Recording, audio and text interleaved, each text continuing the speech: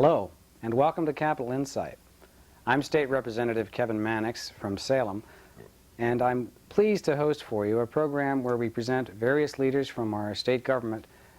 We call the program Capital Insight because it gives you a chance to develop some insight on state government, the people in it, how they think, what their background is all about. We try to present the show in a fairly informal format, a little bit of a relaxed give and take. I try to avoid a confrontational approach. I'm more interested in information and basically capital insight. Our guest today is the Superintendent of Public Instruction for the state of Oregon, Norma Paulus, a lady who in many ways needs no introduction. But I'd like to introduce her to you by asking Norma herself to tell us a little bit about her background and welcome you to the show. Hello. Oh, thank you. It's nice to be here. I like this setting. Well, we're trying to make it a little bit more comfortable, and I think viewers and people out there in radio land too who may be listening and prefer some programs where they can actually just sit back and relax and develop some information and not see a lot of the razzmatazz that sometimes is presented in the entertainment media. Well, tell us a little bit about yourself, Norma. Well, I grew up way over in eastern Oregon at the foot of the Steens Mountains, and I'm one of 7 children. My parents died. My father died when I was 17, and my mother died right after I was married. And I went to Burns grade school and high school. I wanted to go to college desperately, and I was a very good student. But we simply couldn't. There was just no way in the world that I could even consider going to college. So I went to work for the district attorney of Harney County, and got a really wonderful background in the practical aspects of law. And I worked as the bailiff, and on weekends I'd act as the matron for women that were in prison. There weren't very many then. I just was a legal secretary and bailiff, and I became fascinated with law. And then I had polio when I was 19. After I recovered from polio, I decided that I'd move to Salem. Moved to Salem, went to work as a legal secretary down in the Pioneer Trust building. And after working there for 2 years, I heard about an opening in the Chief Justice's secretarial position. So I applied, and I was given the job working as a secretary of the Supreme Court, and the law school was right across the street, and I used to look at the law school and say, oh, I wish I could go to law school. And after the first year, the man who was then Chief Justice encouraged me to do that, but I hadn't been to college. But I learned that there had been a man from Medford who had served 3 terms in the Oregon legislature, and he was then 40, which I thought was very, very old at the time. And he had been admitted as a special student based on his public service. So I marched myself over to the dean one day and said, I'm Norma Peterson, and I want to go to law school. And he said, what college have you been to? And I said, well, I haven't. But I said, I know that you have a provision for special students. And he said, well, yes, but you have to be 24. And I was 23 at the time. And now I realize that that was just a put off. But we didn't have affirmative action in those days. So I walked back, and I told the Chief Justice that. And so the day I was 24, I walked back across the street, and I said, here I am, I'm 24. And by this time, I had a letter from the Chief Justice suggesting to the Dean of the Law School that it might be a good idea if I could take a couple classes. So I took classes before my work started at 9, and the end result was the Dean said, well, if you can get A's, Miss Peterson, maybe we'll talk about letting you take some more courses. So I quit my job. I could not quit my job, so I sold my car and moved into a boarding house so that I could walk to work and walk to law school. And I used the money from the sale of my car to pay my tuition. And I did get A's, and so I came back and said, okay, now what can I take? And the upshot of it was I took everything that was offered from 8 to 9, which meant that I was taking third-year courses before I'd finished the first year. And one day when I went to register, there were no 8 o'clock courses that I hadn't taken. So I went back to the Chief Justice, and now I had a new Chief Justice, and I said, could I take my lunch hour from 11 to 12? so that I can take 11 o'clock courses. And he said yes, so I started that. And I met my husband in law school. We always say we met in law school. We really met in a tavern here in Salem, but we were both law students at the time. So it continued on that way until Bill and I were married, and we had our first child, Elizabeth, and he realized that how important it was for me to finish.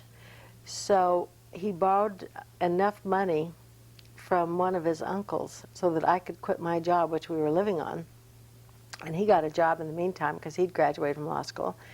But he borrowed enough money so that we could hire a babysitter to come to the house in the mornings, and I could finish. So I took 20 hours that one semester and 15 the next, and took the bar and passed it when Elizabeth was 1. And then I stayed home and just did research. Well, that's a fascinating story just to that point, and we haven't even talked about your service in state government. How old were you when you finally finished law school? I finished law school when Elizabeth was 1 year old and I was 29. And I always tell people, one time I asked to speak at a feminist conference in Portland, and this was in '76, I think, right after I'd been elected Secretary of State. And there were 500 women there from all over the country, and they were asking about this, and it was unusual then for women to win statewide offices, and I was asked to talk about my background. And I said that I was single. I went to law school when I was single, married, pregnant, and a mother, but I got it out of order. And I didn't realize it, but by the time I got back to Capitol, the switchboard was just ablaze with the very conservative people who were wondering why the Secretary of State was bragging about having an illegitimate child, which of course I had not had. So I'm always very careful to say single, married, pregnant, and a mother in that line. Well, obviously it took a lot of guts and determination on your part to carry through with that kind of background.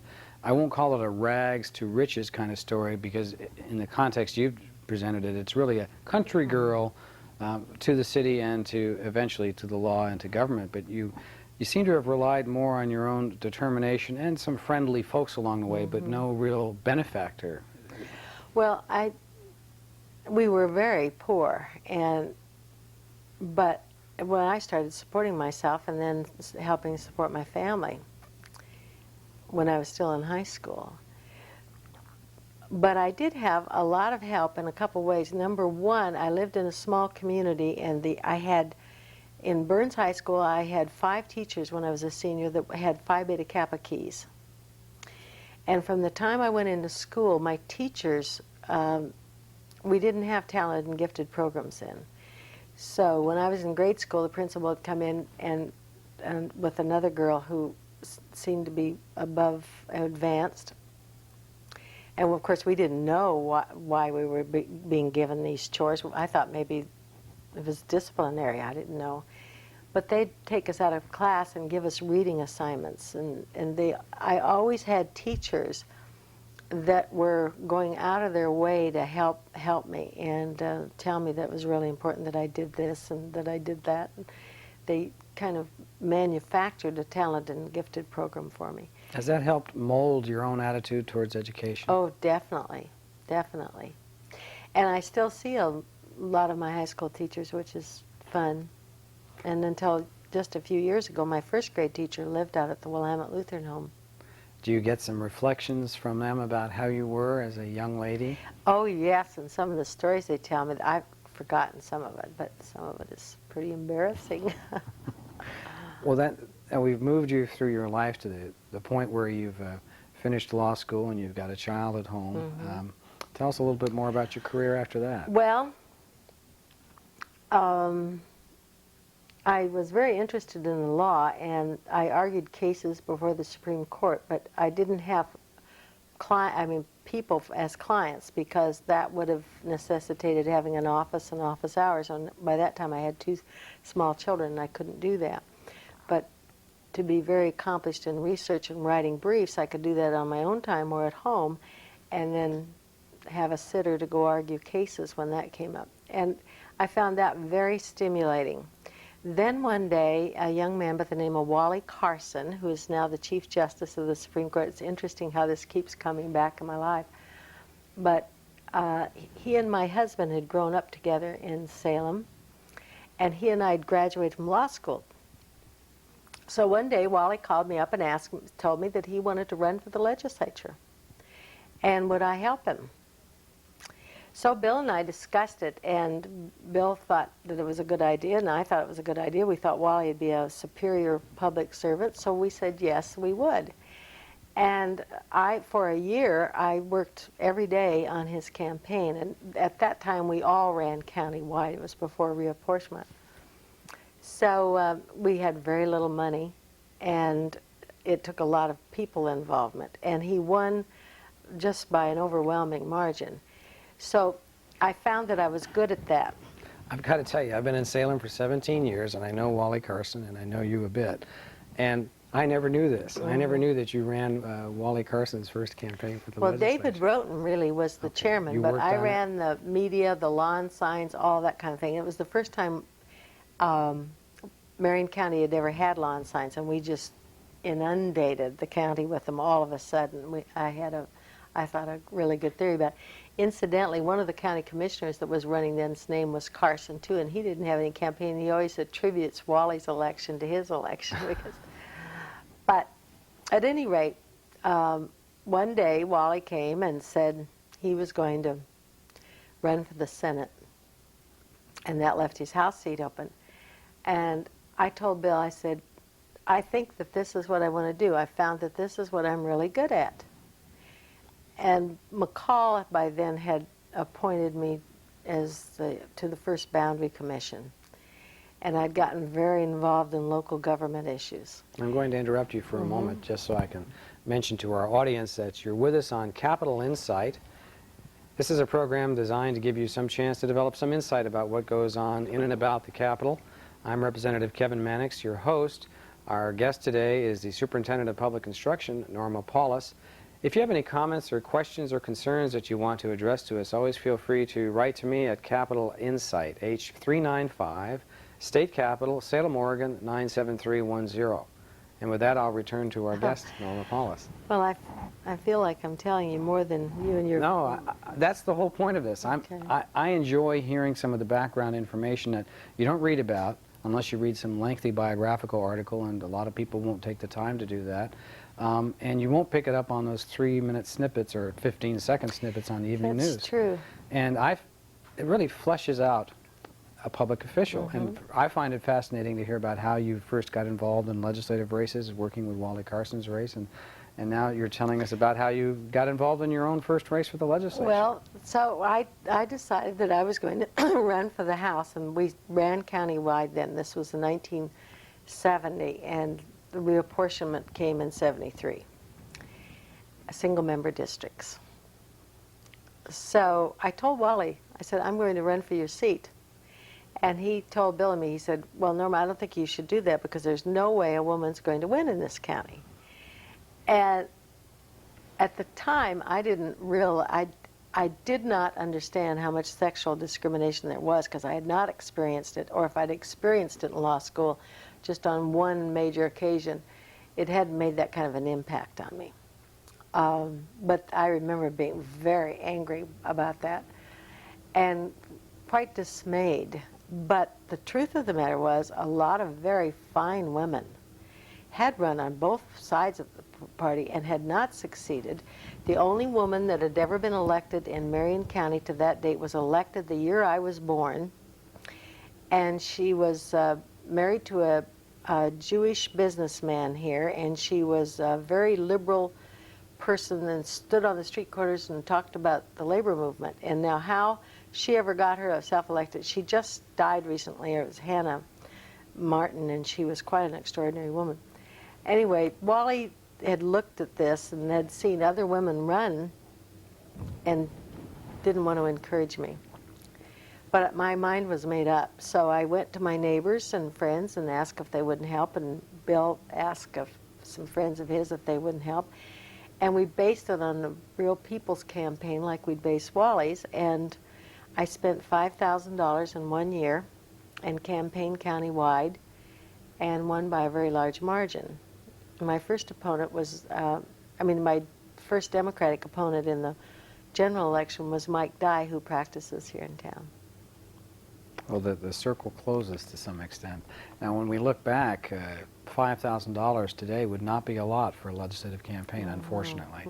We're usually talking more like $50,000. And in some districts, it's gone way up to even $100,000. Fortunately, I don't think we've quite hit that in the Salem area, although at least I'm speaking about my campaigns. Maybe I should take a look at what other people have been spending before I say that.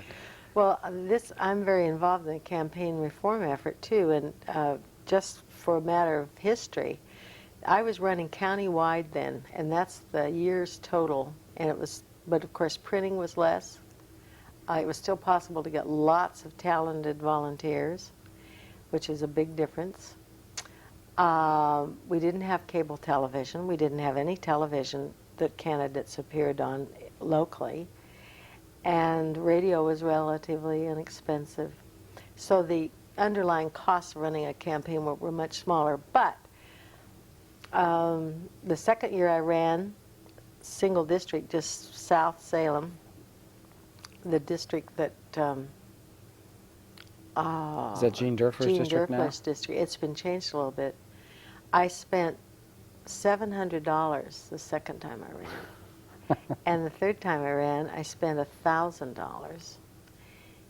And I was elected by very large majorities. And then when I ran Secretary of State, I spent $225,000. So it has changed a lot. Now, you served 3 terms in the House. How did you find that? Did you enjoy the House of Representatives? Yes, I found it enormously exhilarating and challenging. I think being a lawyer gave me, I was ahead of my freshman colleagues. There were only 7 of us in the legislature that were lawyers. At that time, most people think that lawyers dominate the legislative process. Well, you're right. In fact, people still make that comment to me, and we saw an increase in lawyers this last session to 12. I was going to ask you how many there were, but most people do think that it's dominated by lawyers, and of course, you and I know it is not. And 12 out of 90 is not all that many. And it helps a lot, I think, to have people with a legal background there that understand the ramifications of some of the amendments that without a legal education you wouldn't. At any rate, I do believe that my legal background helped me become very effective very quickly. So I led the environmental movement, I think, at that time, and played a very major role in that. I was very involved in criminal law reform. We revised the criminal code. At that time, it hadn't been revised for 100 years. That was back in 72? 71, 70, and 73 and 75, it really continued. Very involved in women's issues. I found it very satisfying. I'm going to mention to our audience that you're with us on Capital Insight. And again, welcome any comments or questions from anyone in the audience. You can write to me, State Representative Kevin Mannix at H395, State Capitol, Salem, Oregon 97310. Our guest today is Norma Paulus, the Superintendent of Public Instruction, a former Secretary of State, a former member of the House of Representatives. And we've just been talking a little bit about your time in the House. I'd like to follow up from that and pick up with the Secretary of State race and your role as Secretary of State. Why don't you tell us a little bit about that? Well, I'll tell you why I decided to run for Secretary of State. I just passed a lot of major legislation in 1971, 73, and in 75. And the beginning of the 75 session, the Democratic Party controlled both houses. And that meant that I was not going to be on Ways and Means. I was not going to chair a major committee because I was a member of the minority party. And I wanted to have something significant to say about what this state was doing and where it was heading. And it didn't look to me like things were going to change in the legislature, and there was no chance of my ever being Speaker or Chairman of Ways and Means, which is where the real action is. So I decided that I would leave the legislature and run for Secretary of State. And there were a lot of people that encouraged me to do that, but then people inside the legislature tried to discourage me because they wanted me to hold the seat. And they wanted you to hang in there with them, sure. But I did run, and it was a very, very exciting time in my life. And I campaigned all over the state of Oregon. I had 5 days off in a year. And my husband was a great help to me. He's always been my strongest supporter. Well, then you served a term and then ran for re-election. Yes, in 1980. And you served through that term. During those 2 terms as Secretary of State, were there any major changes that you reflect on? Yes, many. I made major changes in the audit function, which is a major responsibility of the Secretary of State. We made dramatic changes in election laws. I conceived and got passed in the Democratic legislature, vote by mail. All kinds of election changes. We had a major confrontation with the Rajneesh when they tried to take over the ballot box. That is a story unto itself. Then in the land use laws, I changed the way in which we sell and bought and sold public timber, giving the advantage back to the Common School Fund rather than the timber companies. That was I carried a lot of the ill will that I'd bred in some timber circles for that. The head of Bohemia, for instance, was very opposed to what I was doing, but I was trying to treat the land that we were overseeing, the Common School Fund land, which benefits schools, as for the benefit of the school children rather than the benefit of the timber industry. Well, you were doing your job. Sometimes people Right. don't always understand That's that. right.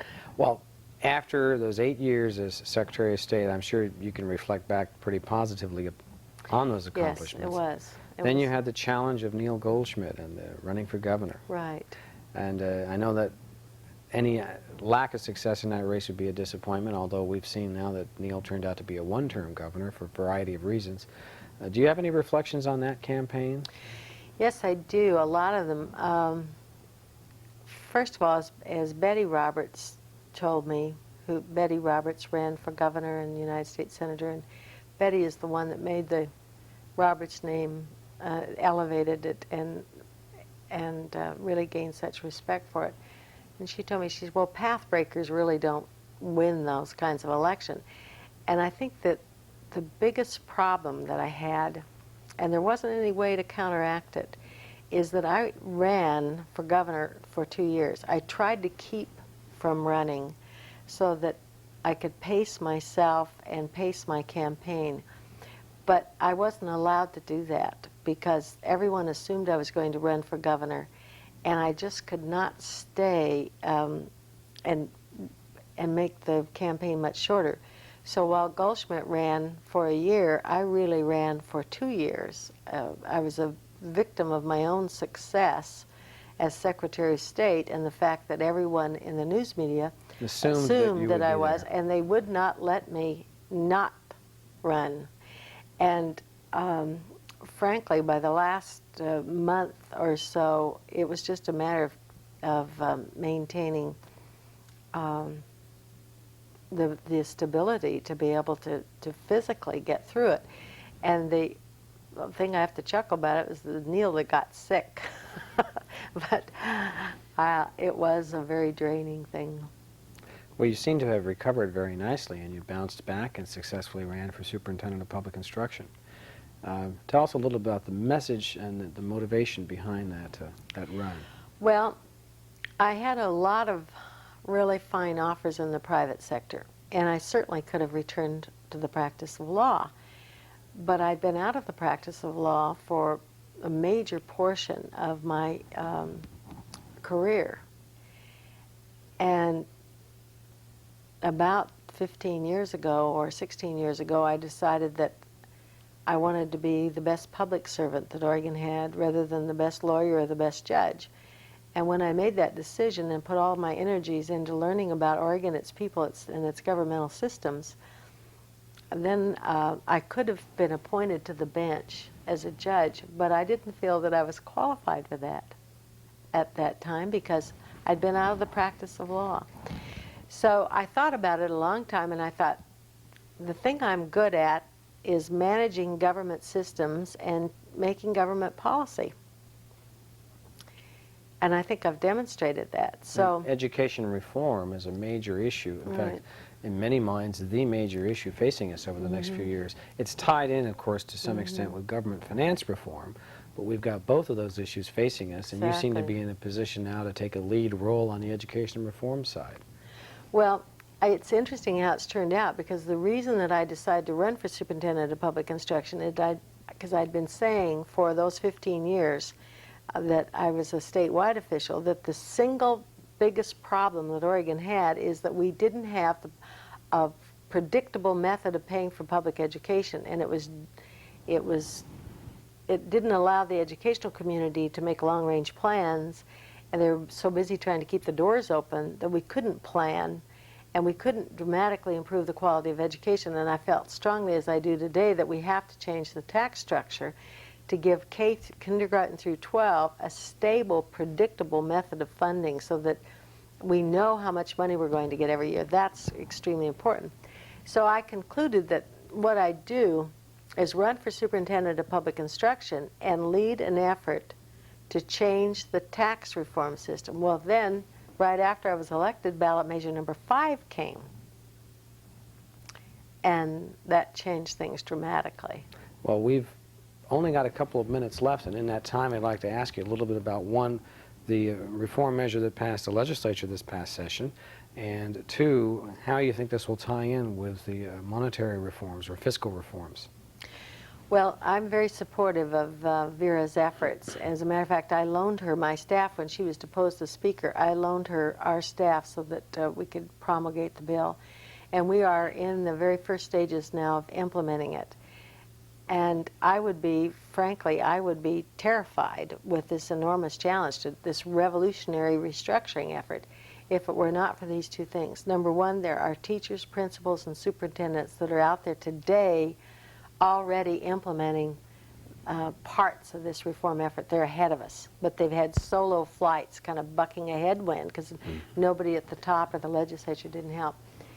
The other reason is that I'm not intimidated by it is that so many people out there want to help. And now we have to deal with the fiscal side, and there is this governmental task force that's been put together. Are you participating in that, or just sort of We're maintaining watching communication? it. Well, that's going to be a challenge for us for next year, and perhaps a special session in the spring. I assume you'll be heavily involved in those discussions. Yes, I hope so. Do you have any particular reflections in our last minute or so in terms of your working relationship with the governor and the attorney general, the treasurer, and our other state officials? Well, I think that we all know each other very well, because this is a state, which is a good thing about Oregon politics, is that you can work together. And I think that when the governor goes out to have her conversation about tax reform, the best thing that I can do is proceed with the reform effort and demonstrate to the public that the school community is not afraid to change, and that we are changing, and that we are improving the quality of education. I think that will be a big impetus for people to change the way we pay for it. Well, it's clear to me that we're going to be hearing a lot more from you on the education reform side, the fiscal, as well as the conceptual education program side. I'd like to thank you for coming today. I'm about to choke myself here, but I'd like to thank you particularly because I know about your heavy schedule, and you're just taking this time to share with us. And I'll say to our audience that you've been with us on Capital Insight. I'm State Representative Kevin Mannix. I've been pleased to have as my guest today our Superintendent of Public Instruction, Norma Paulus. And again, thank you for joining us. Thank you. It's been fun.